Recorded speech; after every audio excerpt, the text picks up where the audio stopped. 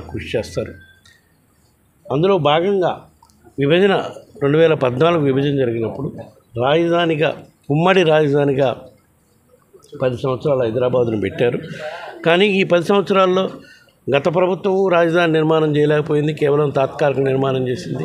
మేము మా ప్రభుత్వం వచ్చినాక గత 5 ఏళ్లలో చిత్తశుద్ధితో రాజధాని నిర్మాణం చేసే స్తోమత మనకు లేదని చెప్పి అన్ని విధాలా అభివృద్ధి చెందిన నగరం విశాఖని ఎగ్జిక్యూటివ్ క్యాపిటల్గా పరిపాలనా రాజధానిగా చేద్దామని చేస్తే కొన్ని న్యాయపరమైన ఇబ్బందులు సృష్టించారు. న్యాయపరంగా ఇబ్బందులు కూడా ఎదుర్కొంటున్నాం కూడా ఈరోజు.